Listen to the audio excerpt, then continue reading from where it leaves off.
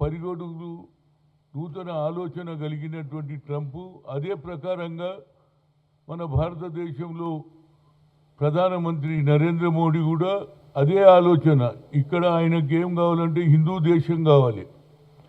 అక్కడ ఆయనకు ట్రంప్కు మరోసారి గెలవాలంటే భారతీయులందరినీ పంపించడానికి ఒక తీవ్ర ప్రయత్నం చేస్తుంది. ఈవెన్ గ్రీన్ కార్డు హోల్డర్లను కూడా ఇబ్బంది పెడుతున్నారు. ఎవరైనా తల్లి చనిపోయిందని భారతదేశానికి వస్తే దానికి రిస్ట్రిక్షన్ ఏంటంటే 6 నెలల తర్వాతనే ఆయన మళ్ళా అమెరికాకు పోవచ్చు. కానీ ఎక్కడ ఏ కంపెనీలనైతే పనిచేస్తున్నారో వాళ్లకు 1 నెలనో 2 నెలల్లో వాళ్ళకు అవకాశం ఇస్తారు. కానీ ఈయన 6 నెలల దానిక స్టాంపు కాకపోక 6 నెలల తర్వాతనే రావాలనే రిస్ట్రిక్షన్స్ చేయడం వల్ల ఎంతోమంది ఉద్యోగాలు కూడా పోతుంది. కంపెనీ వాడు ఏమంటాడయ్యా, నాకు నెల రోజులు నీకు లీవ్ ఇచ్చినావు, నువ్వు 6 నెలల తర్వాత వస్తే నీ ఉద్యోగం ఎట్లుంటుంది అనేది ఒక ప్రతిష్టాత్మకమైనటువంటి ఇష్యూ. ఈ విధంగా గ్రీన్ కార్డు హోల్డర్లను ఇబ్బంది పెడుతున్నాడు. వీసా లేనటువంటి వాళ్ళను పంపించడం, ఏదైతే దొంగచాటుగా వచ్చి ఉన్న వాళ్ళను పంపిస్తే అభ్యంతరం లేదు, కానీ వీసా ఉన్న వాళ్ళకు కూడా ఇబ్బంది పెడుతున్నాడు. అదేవిధంగా మన భారతదేశంలో కొత్త ఆలోచన వచ్చింది. మొన్న వరకేమో నోటు ఓటు చోరీ చేశారు, ఇప్పుడు సర్ అని పెట్టారు. స్పెషల్ ఇన్సెంటివ్ రివిజన్ అని పెట్టి ఎవరెవరు ఇక్కడ భారతదేశంలో ఉన్నారు ఇల్లీగల్గా అనే ఆలోచనతో అది వెస్ట్ బెంగాల్ను, అదేవిధంగా తమిళనాడులో కూడా వాళ్ళందరినీ కూడా పంపించేస్తే హిందూ దేశం కావాలనేది ఆయన ఆలోచన. అంటే ఇద్దరు కలిసి మోసం చేస్తున్నారు మన భారతీయులకు. ఏమిటి హిందూ దేశం ఎప్పుడు కావాలి? అది జరిగే పనే కాదు. భారతదేశానికి స్వాతంత్రం తెచ్చినటువంటి మహాత్మా గాంధీ, మోతీలాల్ నెహ్రూ గారు, అదేవిధంగా అంబేద్కర్ రాసిన రాజ్యాంగాన్ని కూడా తొక్కేయడానికి ప్రయత్నం చేస్తూ ఇప్పుడు కొత్త కార్యక్రమం పెట్టారు.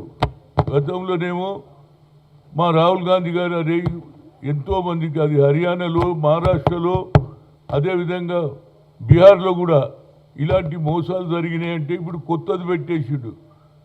ఏది సర్ అని, స్పెషల్ ఇన్సెంటివ్ రివిజన్ అని పెట్టి పంపిస్తున్నాడు. దీనివల్ల ఇప్పుడు ఏమైంది, బంగ్లాదేశ్లో ఇప్పటి వరకు 2-3 హిందువులను చంపేసే కార్యక్రమం జరుగుతుంది. ఆయన హిందువుల ఫేవర్ చేస్తున్నాడా? ఆయన చేసినటువంటి కొత్త ఆలోచనను ప్రజలకు ఇబ్బంది పడుతున్నారు. నువ్వు ఏది భారతదేశంలో హిందూ దేశం హిందూ దేశం హిందూ దేశం అని అనడం వల్ల మిగతా మతాల వారికి అన్యాయం జరుగుతున్నది. దీనివల్ల ఇప్పుడు ఏమైంది, బంగ్లాదేశ్లో చంపడం మొదలైంది. దీనికి కారణం ఎవరు? నరేంద్ర మోడీ. అక్కడ వీసాలో ఎవరైతే పనిచేస్తున్నారో భారతీయులు, సాఫ్ట్వేర్ హార్డ్వేర్లో పనిచేస్తున్నాడు, ఉద్యోగాలు చేస్తున్నటువంటి వారికి వాళ్ళ నోట్లే మట్టి కొడుతున్నాడు. అంటే ఇది ఎంతవరకు జరుగుతుంది? అదే కాకుండా ఆఖరుకు నిన్నటి వరకు పండిట్ జవహర్లాల్ నెహ్రూను పక్కకు పెట్టాలని, దేశ మొట్టమొదటి ప్రధానమంత్రి పేరు పక్కకు పెట్టాలనే ఆలోచన, ఆ తర్వాత అంబేద్కర్ను కూడా అవమానం చేశాడు పార్లమెంటులో. అంబేద్కర్ దేవుడా అనే దాని మీద అంబేద్కర్ను కూడా ఇన్సల్ట్ చేశాడు. ఇకపోతే ఇప్పుడు లాస్ట్లో ఏదైతే మహాత్మా గాంధీ రోజ్గార్ యోజన, గ్రామాలలో ఎండాకాలం వస్తే నీళ్లు ఉండయి, తిండి ఉండదు, దానికి ఒక కార్యక్రమం కేంద్ర ప్రభుత్వం ఆ రోజుల్లో సోనియా గాంధీ గారు ఆలోచన చేసి ఏదైతే సోషల్ మీడియాలో ప్రజలకు ఏ విధంగా న్యాయం చేయాలని ఎక్స్పర్ట్స్తో చేసి మహాత్మా గాంధీ నరేగా ప్రోగ్రాం పెడితే దాన్ని కూడా పక్కకు పెట్టి దాంట్లో రామ్ అని పెట్టిండు. ఎందుకు ఇలాంటి కార్యక్రమాలు చేస్తుండో మనం అందరం తెలుసుకోవాలి, ప్రజలకు చెప్పాలి. దీనికే అందుగురించి ప్రోగ్రాం కూడా ఇవ్వడం జరిగింది. ఏఐసిసి ఉన్న సిడబ్ల్యూసి సమావేశంలో 5వ తేదీ నుంచి గ్రామాలలో పోవాలి, ప్రజలకు చెప్పాలి. గాంధీని కూడా అవమానం చేస్తుండు, పండిట్ జవహర్లాల్ నెహ్రూ అవమానం చేస్తుండు, బాబాసాహెబ్ అంబేద్కర్ రాసిన కాన్స్టిట్యూషన్ కూడా పక్కదోవన పట్టిస్తున్నాడు అనేది నా ఉద్దేశం. కనుక ప్రజలందరూ కూడా తెలుసుకోవాలి. Subscribe us and press the bell icon for more interesting updates.